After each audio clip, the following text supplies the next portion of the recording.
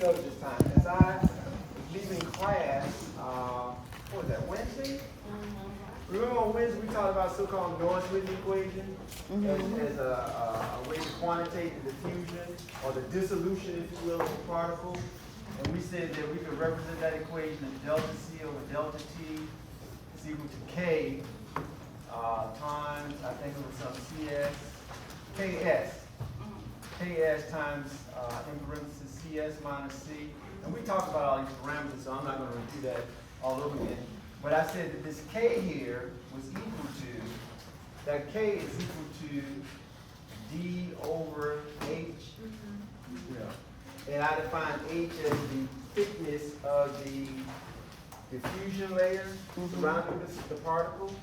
And I think I told you that D is the diameter of that particle that's dissolving. I'm pretty sure that's what I told you. I was wrong as the day is long.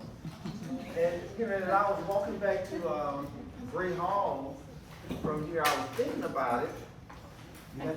I was thinking about it, and I said, I couldn't reconcile. I was like, that doesn't make sense to me.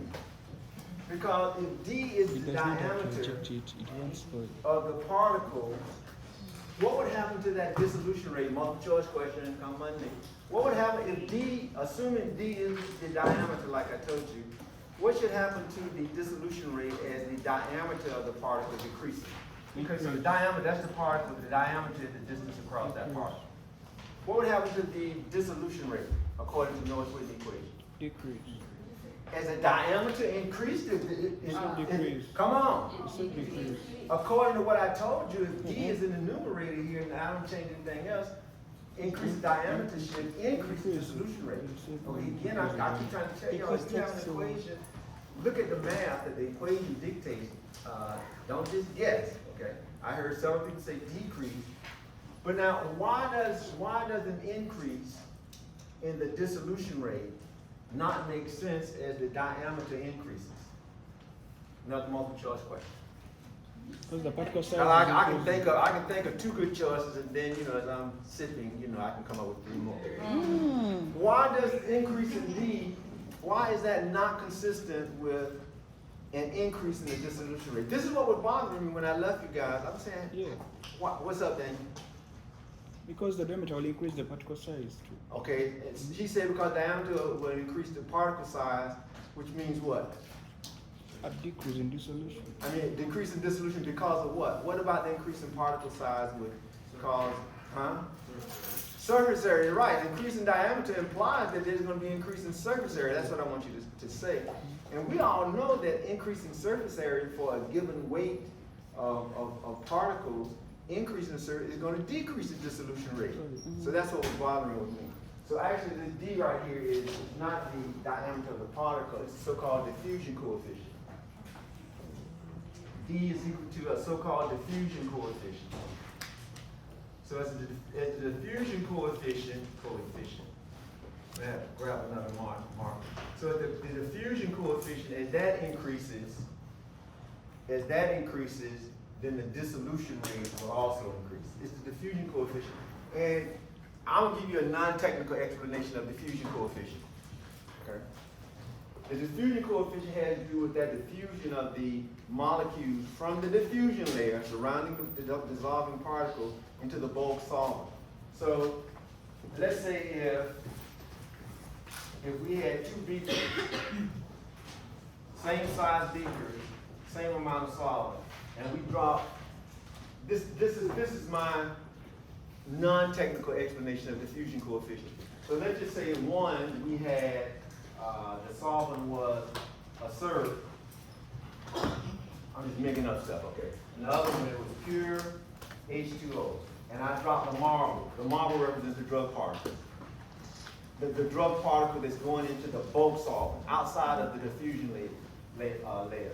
So if I drop the marble into each one of these, which one would it sink faster in, the syrup or H2O? Water. Probably the water, I'm guessing. So you might think of the diffusion layer as kind of like the viscosity of that bulk solvent, if you will. Not the diffusion layer, but the diffusion coefficient, that's what I want to say. You might think of the diffusion coefficient having to do with this viscosity, okay? So So different fluids in the body do have different viscosities, and drug particles can diffuse through those different fluids at different rates or whatever. So the SERB, in this case, we would think of as having a lower diffusion coefficient, where the water would have a higher diffusion coefficient. That's a non-technical explanation, but we do have a whole lot of different fluids in the body. Even maybe the thickness of the GI fluid, since we're talking about primarily about, we're preparing to talk about GI absorption, okay? Even the viscosity of the GI fluids could change, and that's one of the reasons why we're oftentimes advising counseling patients to drink water when they take oral medications, okay? It's not that we don't already have GI fluids in the GI tract, it's just that it's probably going to dissolve more efficiently if we have, water in there to help, dissolve and cause that particle to go to molecules so it can be absorbed across the gastrointestinal mucosa, because that particles are not going to be absorbed. It's going to have to dissolve, okay? So that's, I wanted to make that correction. So a couple other things regarding diffusion, and I think we'll wrap this section up. We'll be ready for Monday. So GI absorption. Let's see if I can find another marker.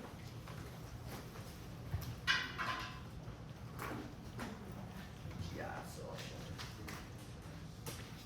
GI absorption, physiological factors, physical chemical factors of these. Physical.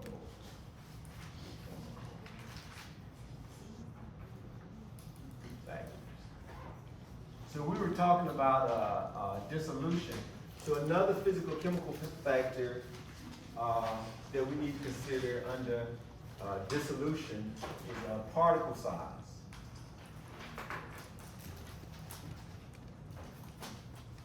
So particle size is another important physical chemical factor. And we already know that as we decrease the particle size, for a given weight of particles, that's going to cause an increase in the surface area.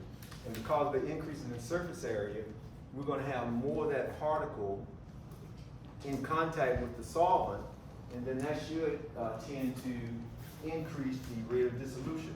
Now, as I told you on Wednesday, generally speaking, decreasing the particle size is not going to increase the solubility.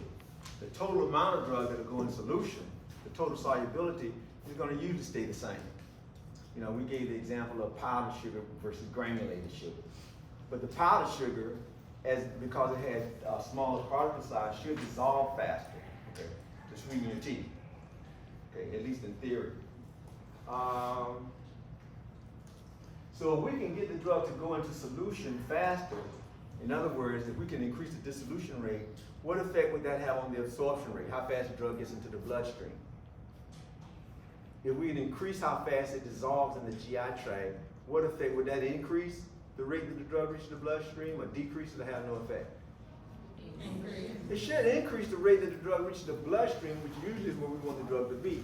Now there are some instances where we might be trying to get a local effect in the GI tract, but even there, if we could increase the dissolution rate, then we could increase the speed at which that drug is going to exert its pharmacological effect.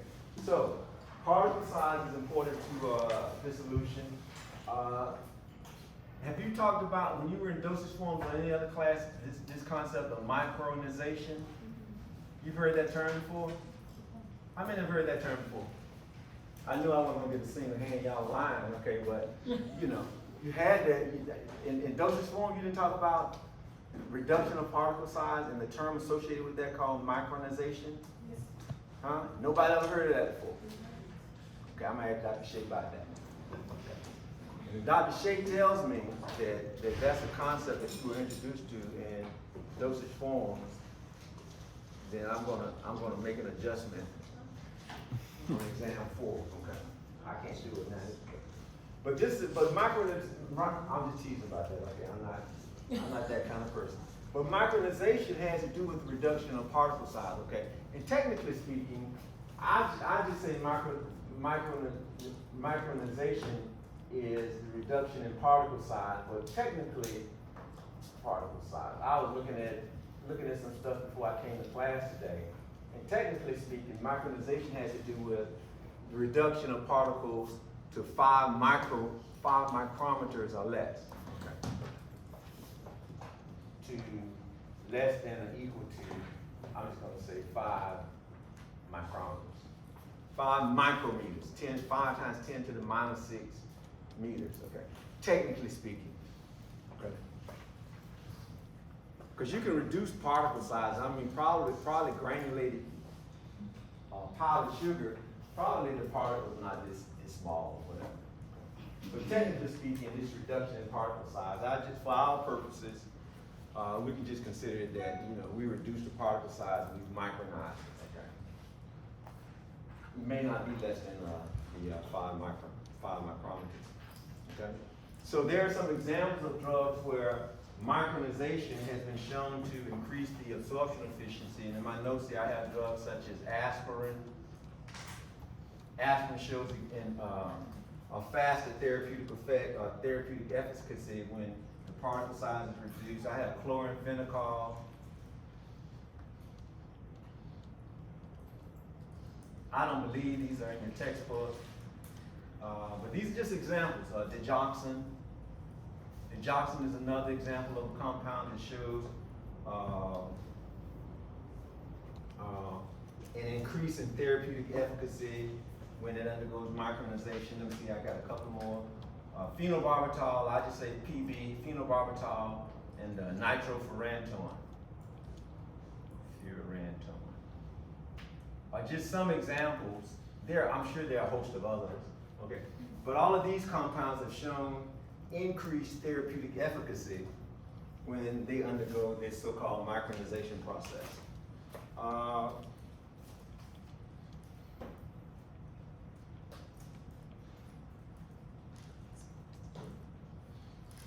I have here in my notes that micronization should be avoided.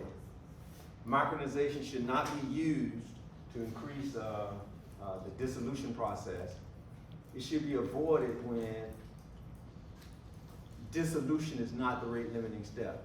So remember the other day we talked about, we have the solid drug,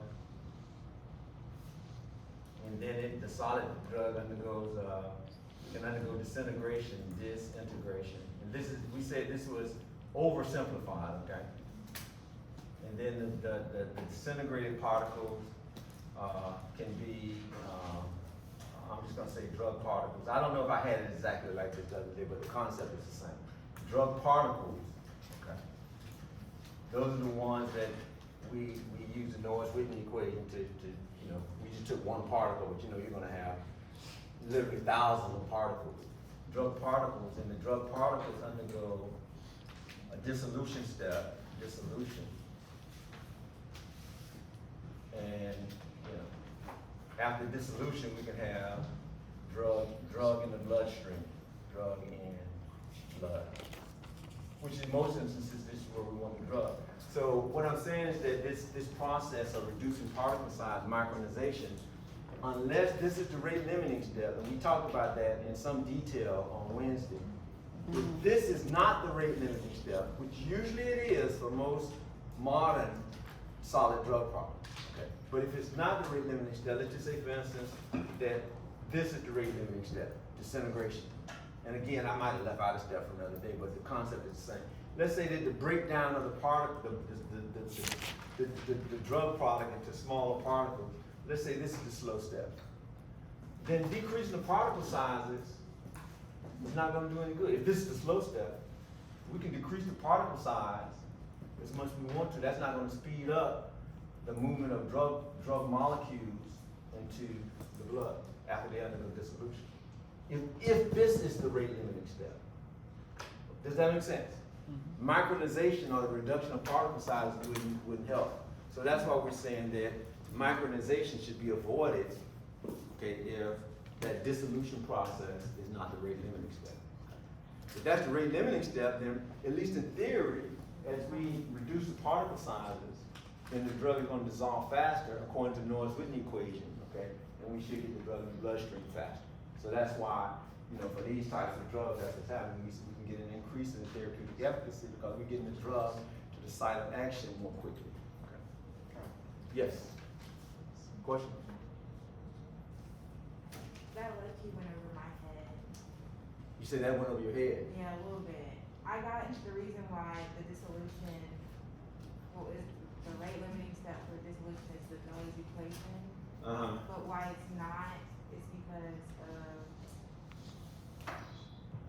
Because if somebody has a headache, I won't talk about these other ones, but I know a little bit about the job. Well, most of them, okay, let's just take aspirin for a headache. Okay. Does it make sense that the faster the aspirin, we're gonna take an overdose of aspirin for a headache. Keep it simple. Does not it make sense that the faster that acetylsalicylic acid can get into the bloodstream, the more quickly my headache is gonna be relieved? Is that over your head? I'm glad you said over your head. I'm talking about, is that concept over your head? Because we're taking therapeutics and stuff. So again, I want y'all, for every class you take, this faculty, the curriculum committee, the dean, we decided, just like another contract pharmacy, that these are courses that you need to be a more than competent practitioner.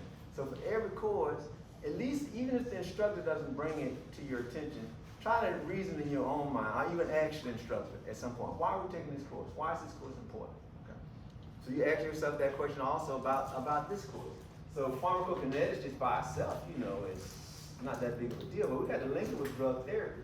So you're in agreement that if I could get the aspirin over here more quickly, that would be beneficial, right? yes. Okay, if that aspirin dissolved slowly, if it dissolved real slow or didn't dissolve at all, is it ever going to get over here? No. Okay, does it make sense then that if I can increase how fast that aspirin is dissolving in the GI fluids, then it will get over here faster? Yes.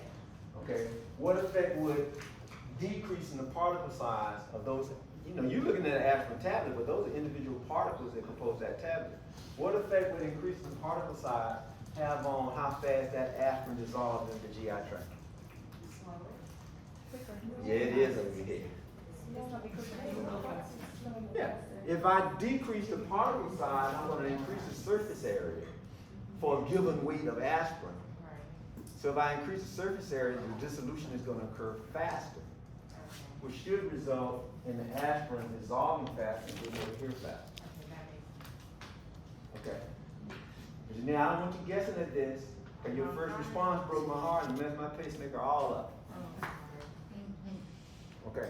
That so now if you apply that same concept here, okay, it's the same, okay? But now that concept that we're saying is only going to be effective if this is the rate limiting step. If this is the rate limiting step, then causing the dissolution to go faster ain't going to help because it's going to be governed by a slower step. In this case, I'm writing disintegration. Okay?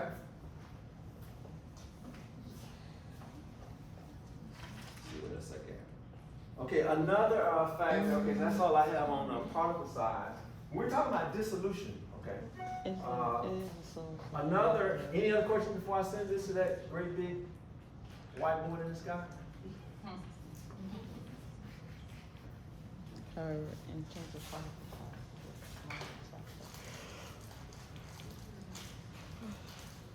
I want to talk briefly about crystal form as it relates to drug dissolution.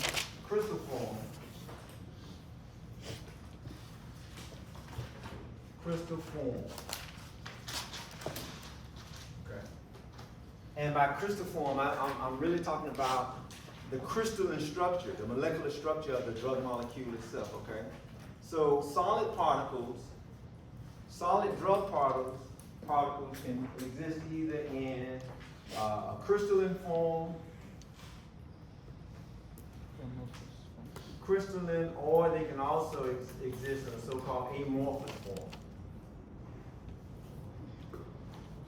Okay, so I didn't do that well in chemistry, so I'm not going to beat you up with that, but you know that a crystal has predetermined arranged structure and angles between the atoms of that molecule. You know, everything is in a crystal. Okay. There's a defined pattern and shape where those molecules are. That's not what, where those atoms, that's what I want, within the molecule, because atoms make up molecules. So those atoms have a defined shape, there are angles between the atoms. That's set, you know. That's what makes a diamond a hell of a lot more expensive than the carbon in your fireplace. They're both primarily carbon, okay? But that diamond has a certain crystalline structure that folks have killed each other over for thousands of years in order to obtain, okay? So that's what makes a diamond different than the graphite, you know, in your pencil, you know. That's, you know, I think that's mostly carbon also, okay? And amorphous means that there's just random arrangement of the atoms within that molecule, okay? There's no predetermined or predefined structure, you know, between the atoms in the molecule. So solid particles, solid substances are either crystalline or amorphous, okay? Many drugs can exist in more than one crystalline form. So if a drug, particle, or substance can exist in more than one crystalline form, it's distributing a concept, or I don't want to say concept, but a characteristic known as polymorphism. Okay, this is the ability of a crystalline substance, okay, to exist in more than one crystalline form. So polymorphism only occurs pertains to crystal structure, not amorphous structure. Okay. And drugs that exist, drugs that show polymorphism, okay, they are considered to be polymorphs. Okay. So polymorphs display polymorphism. Okay. I have in my notes here that polymorphs are chemically indistinguishable. They are chemically indistinguishable. I hope I'm spelling that right. That's a big word. But what that means is this. Polymorphs have the same physical characteristics. In other words, they have the same density, the same hardness, physical characteristics, okay. That's not what I wanted to say. They have,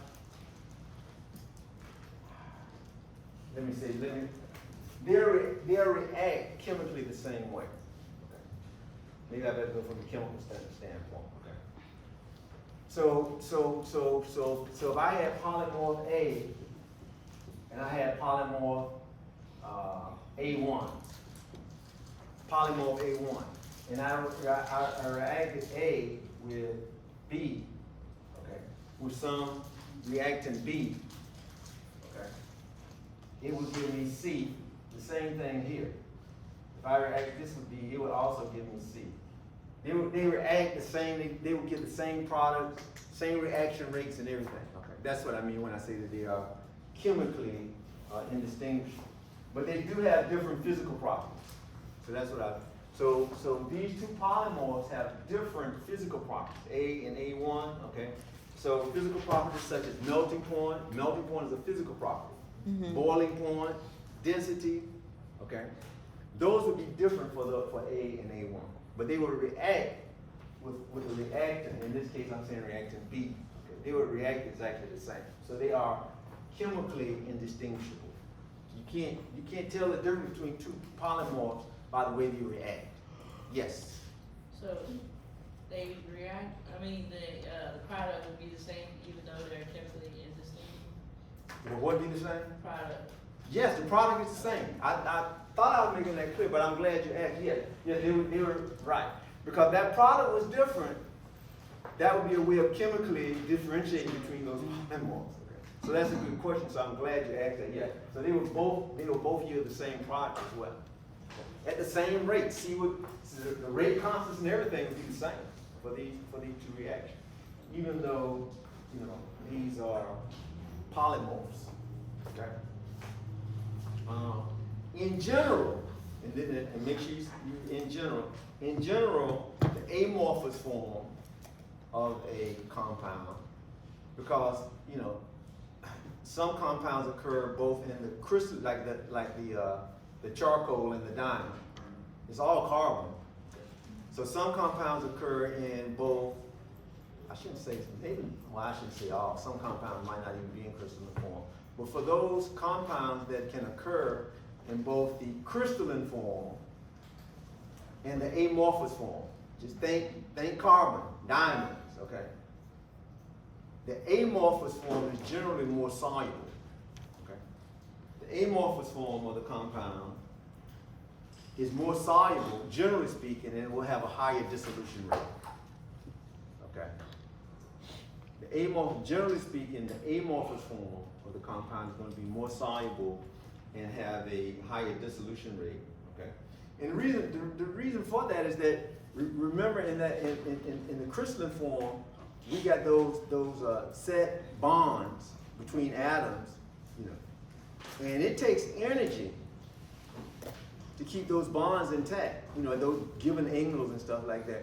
So when it comes time to melt it or dissolve it or whatever, you got to put in energy to break up those arrangements in the crystalline form. Because it's energy that's holding those atoms together, whatever. So you have to input energy to break them up. In the amorphous form of the compound, you don't have that concern. So generally, the amorphous form is going to dissolve faster, going to have a higher solubility. It usually will melt at a lower temperature because you don't have that energy that's holding those atoms in that arrangement that they're in. Okay. So that's a general occurrence with the amorphous form of the drug.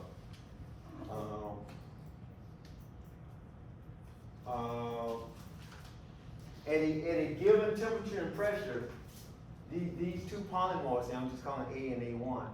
At a given temperature and pressure, and a crystal can have more than just two polymorphic forms. I'm just taking the simplest situation where we have these two polymorphs A and A1. Okay, so at a given temperature and pressure, okay, only one of those polymorphs is going to be stable. I think with this pandemic, I don't know what all happened in dosage forms as far as what you were able to do in the laboratory. But remember when you were making, I shouldn't assume this, but did you all make suppository? Did you all do the cocoa butter thing? We're online. Did you view a video about suppository and the cocoa butter and how they're different polymorphs? Well, that's here. Okay. So only one of those polymorphs, okay, are going to be stable at a given temperature and pressure. The others were going to be unstable, and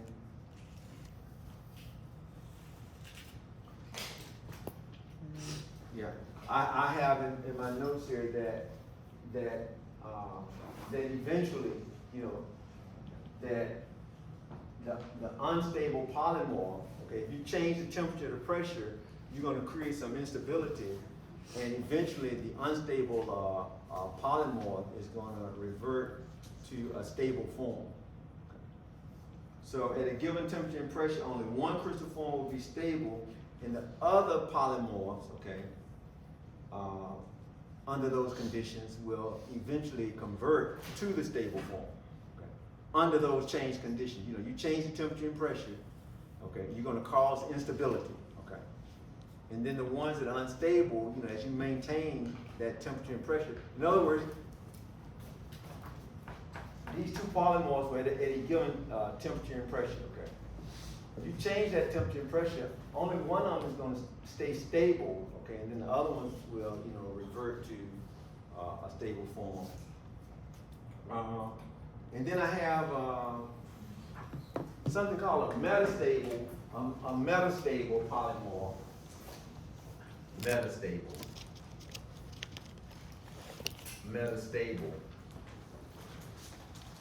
polymorph.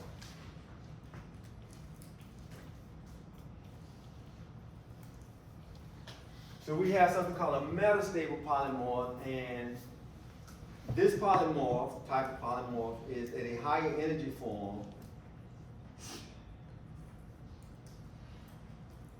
It's at a higher energy form. It has a lower melting point, greater stability, and greater dissolution than the stable form.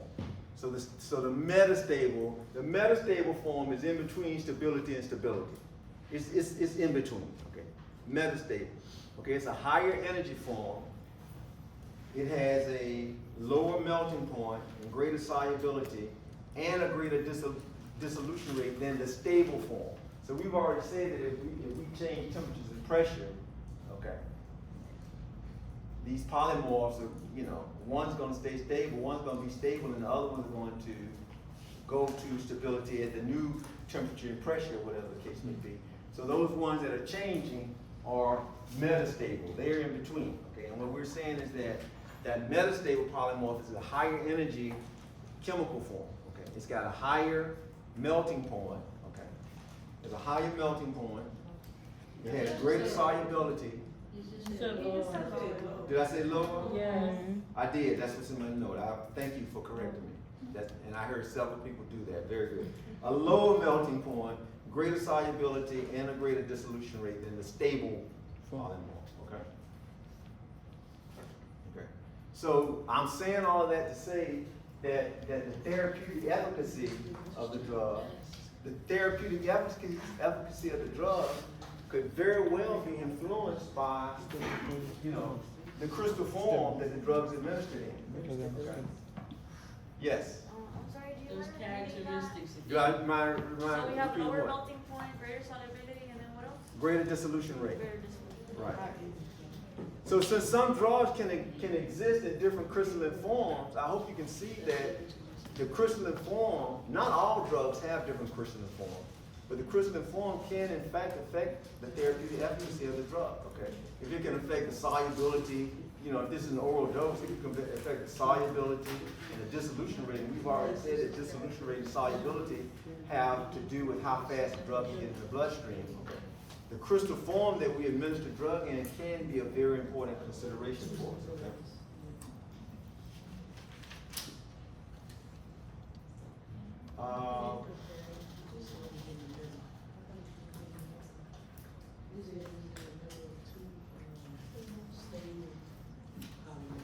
I think the only other thing I want to talk about with regard to dissolution, I'll talk a little bit about complexation.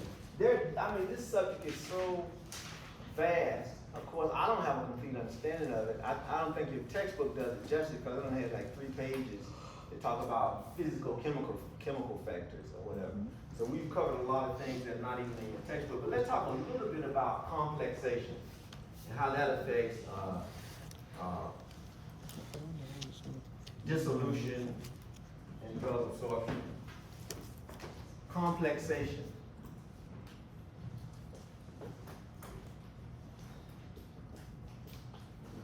So with complexation, let's see if I can. We're talking about the situation where we have the drug plus some complexing agent.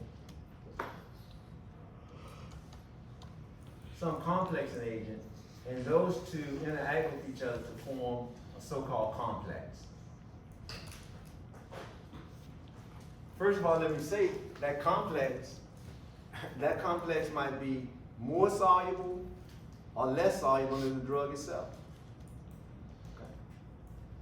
Sometimes that complexation could maybe happen in the GI fluids itself, and sometimes it actually happens in the product, in the dosage form.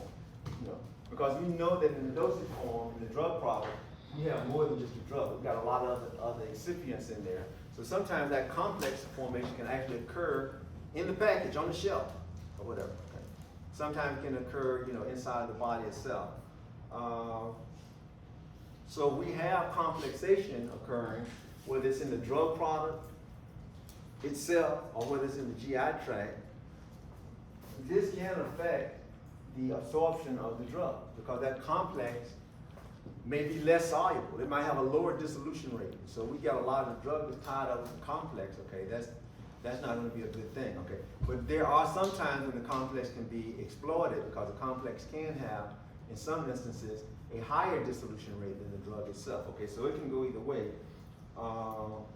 The complexing agent might be a substance that's found in the GI tract, and I've already said that. Or it could be a dietary component. I didn't say, it could be something in the diet also that complexes a drug, okay? And cause the formation of complex.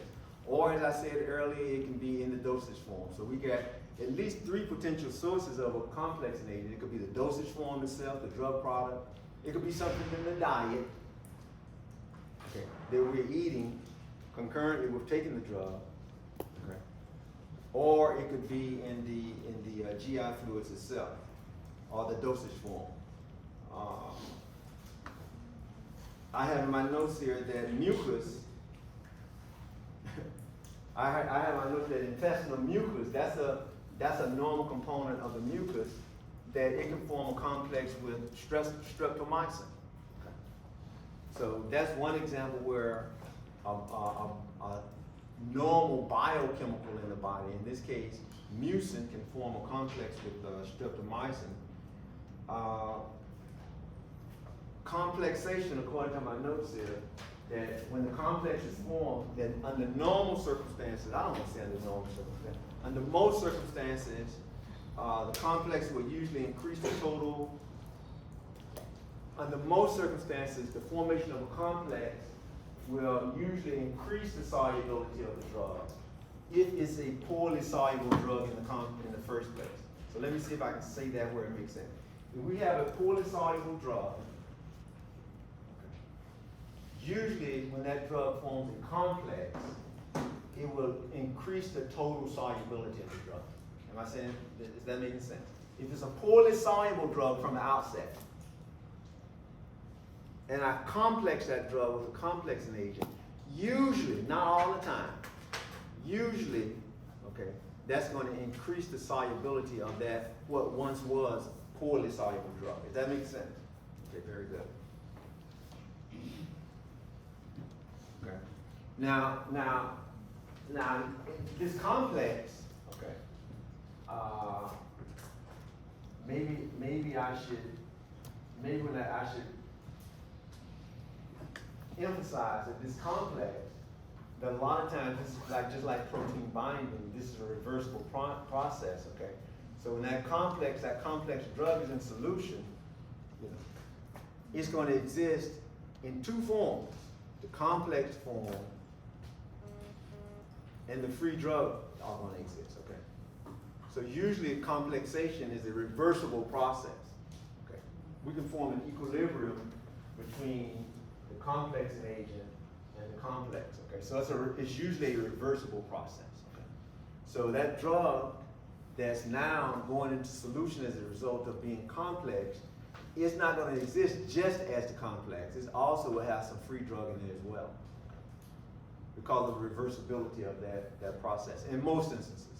There are some drugs that form irreversible complexes.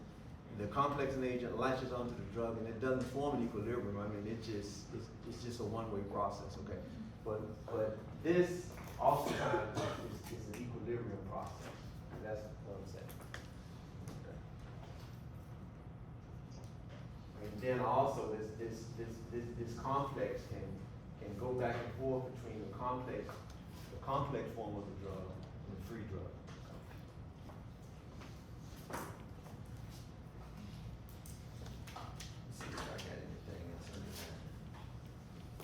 Oh, you already know about tetracycline, right? You talked about tetracycline and calcium. That's a complex too. I think that's an insoluble complex. Tetracycline. When I was growing up, much younger, there a lot of times I would have classmates. I'm talking about in elementary school and stuff like that, and they would have a stain. I think it was a yellowish, a deeply yellowish or orange stain, because tetracycline was oftentimes prescribed to these youngsters. To me as well. I was fortunate.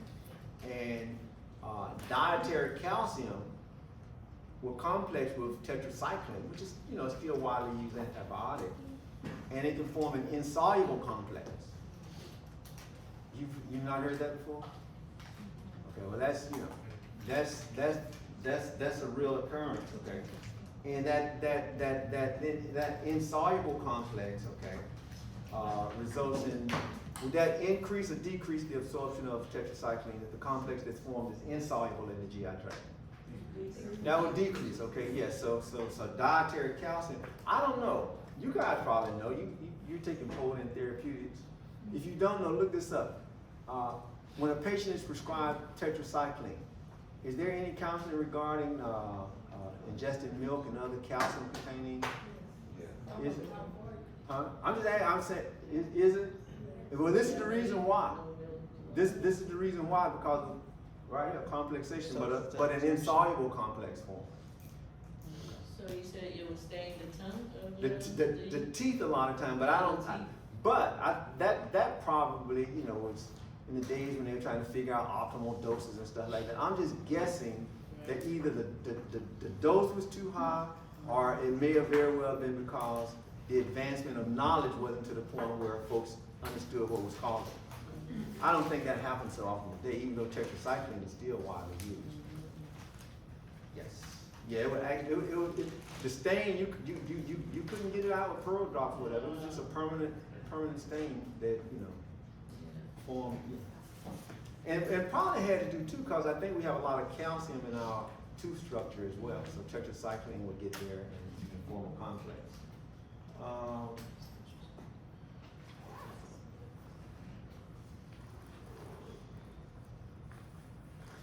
Oh yeah, and I have a few examples of some insoluble complexes in addition to the tetracycline, and then I'm gonna call it a day. Amphetamine, which is still used, amphetamine, forms an insoluble complex with, I have carboxymethylcellulose. Carboxymethylcellulose. What's carboxymethylcellulose? I'm asking you because you should know. You talked about it extensively in one of your previous courses. I'm just trying to see if you're connecting the dots. What's it used for? What's it used as? Phenobarbital. While you thinking about it, don't Google it. Didn't y'all talk a lot about this in dosage form, the suspending agent and that kind of stuff? Emulsifying agents and stuff? Wasn't carboxymethylcellulose one of those types of compounds? Come on, I mean, that kind of stuff, you just got the... Is it a jelly? Sweet, I don't think it's a sweetening agent. I think it's more like suspending, emulsifying type agent. Sports fan, this is the kind of stuff, you know, you can't forget. Now, I mean, I've forgotten a whole lot of suspending agent stuff like that, but actually, you know, it's supposed to jump out at you. Yeah. Okay. Phenobarbital I have here plus polyethylene glycol. That was something that was used 400. So you use those polyethylene glycol phenobarbital plus. Forms an insoluble. These are examples of where insoluble complexes are formed. Okay, so I would expect that carboxymethylcellulose, if I have a formulation,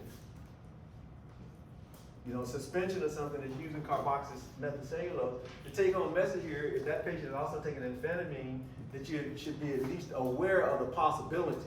It might depend on the concentration of carboxymethylcellulose. Because remember those suspending agents and stuff. You can, and emulsifying agents, you know, you could use different concentrations depending on what you're trying to do. But at least you ought to be aware. The same thing with phenobarbital and polyethylene glycol 400. Okay, it can cause an insoluble complex to form. And then tetracycline.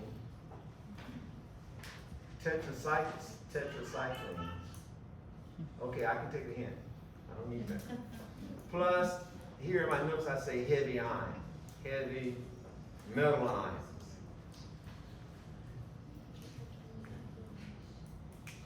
Okay. Can form an insoluble complex. Okay.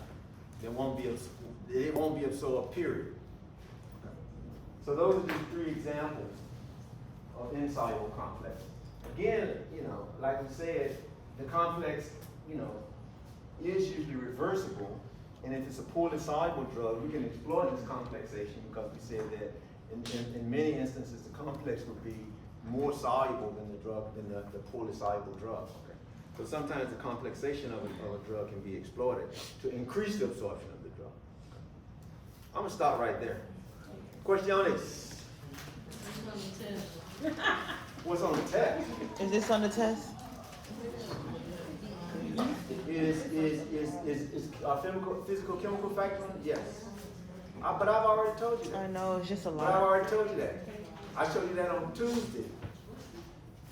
That I had to color this, and then you'd be good to go. But I mean, you only got two major areas, just this, that I spent 2 lectures on, and we really overdid, but that's the way I had to do it to try to make things work out. We overdid the 2-compartment model, but the 2-compartment model in this should be good to go. So are we still gonna have the 5 math problems and the 15 multiple choice? Yes, it's gonna be 5. I showed you that also. I know, it's just a lot. I just feel so unnecessary, Doctor. No, it's gonna be 60 No. problems, 5 problems, and 15 multiple choice. I wish it could just be 2 compartment and call it a